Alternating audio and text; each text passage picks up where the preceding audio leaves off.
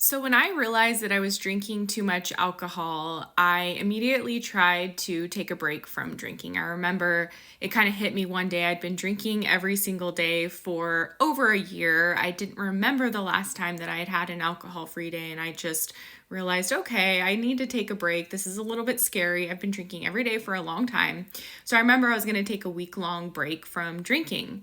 And what surprised me was that week was really difficult. I was craving alcohol every single night, like to the point where I almost gave in and drank. My mind was just obsessing on it. I ended up taking like NyQuil sleeping pills most nights just to be able to go to sleep at like 7 o'clock and not have to sit through the alcohol craving. I took a week-long break. I did make it that week, but on day 8, I returned to drinking again, went right back at it. And that's when I started to realize that maybe my drinking was not just something I did for fun and just to celebrate, being a party girl. It was something more serious than that.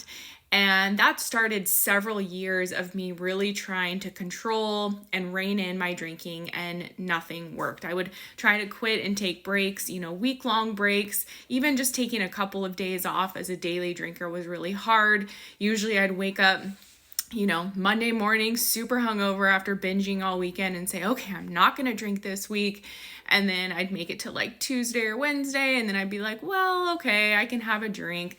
Sometimes I would make it a week-long break or something like that. I did attempt a couple 30-day alcohol-free challenges. Usually I would give in within a few days, maybe a week or two into it. I rarely made it a full 30 days, even though when I was starting the challenges, I would have all the good intentions in the world and sincerely want to go 30 days. But the reason, now in hindsight, I can see why I couldn't make it the 30 days or even a couple of days were difficult, was because really my brain was addicted to alcohol. And what I know now is there's a phenomenon known as the alcohol deprivation effect. So when somebody essentially repeatedly drinks alcohol over a period of time, likely a few years, their brain becomes dependent on the reward from alcohol. And when we quit drinking and try to take breaks, for me, I thought, okay, this is going to help me reset my habits. It's going to help me have more control. But what's happening is actually the opposite. Because my brain was addicted to alcohol, when I would take breaks from it, it would start to feel deprived of it. This is called the alcohol deprivation effect, to where my brain was thinking that on some level, it was mistakenly thinking I needed alcohol for survival. And so as soon as it wasn't getting its daily dose of alcohol, it started craving it.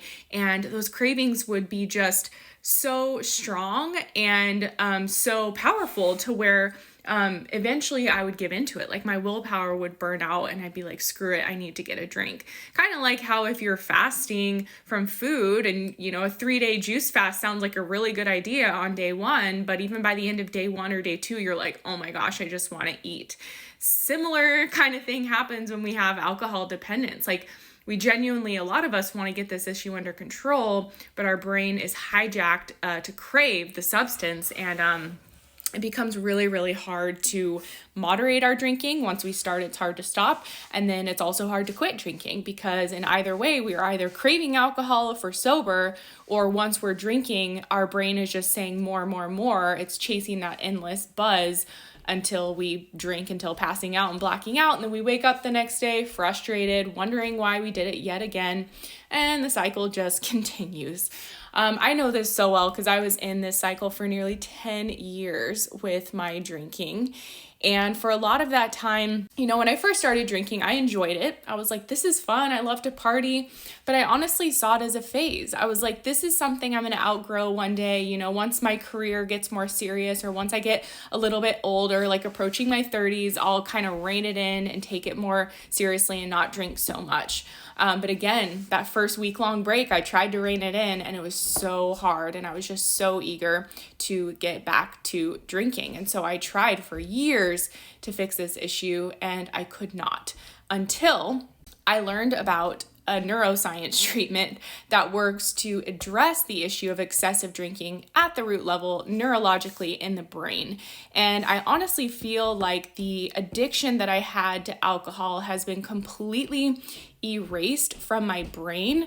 I feel like I got back to the place I was in my late teens, I started drinking a lot when I was like 20, 21. So like in my late teens, before I had any type of alcohol addiction, alcohol was completely unimportant to me. I didn't care about it. I never drank it.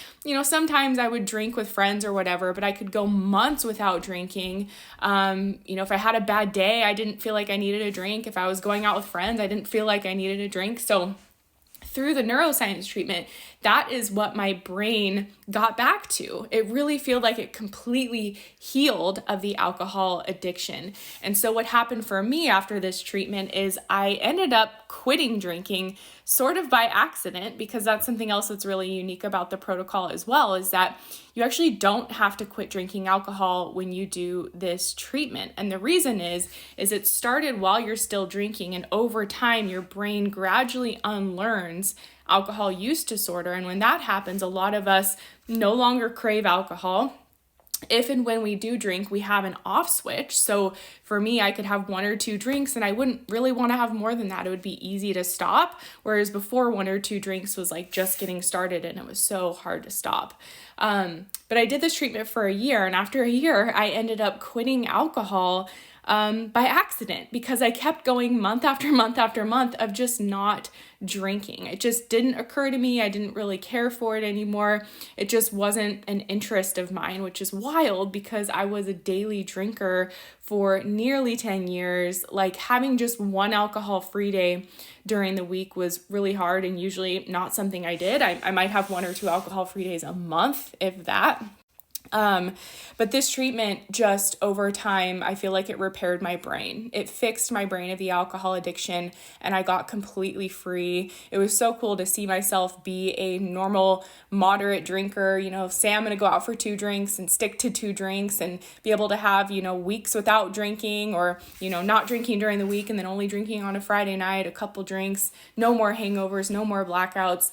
It was a really life-changing treatment. And what's crazy about the treatment as well is that it's been around for 30 years and it's got tons of research into it, but most people still don't know about it. The treatment's called the Sinclair Method. All my videos are about it. I also run Thrive Alcohol Recovery, which is this channel here. We have a private online program where people can do the treatment from home. It's an awesome community of others who are all working to cut back their alcohol consumption discreetly from home. So I encourage you to learn more about it. You can check out the link in my bio or visit thrivealcoholrecovery.com. I hope this information helps you. Honestly, it might change your life. It changed my life. I've seen it change so many other people's lives as well. Wishing you the best.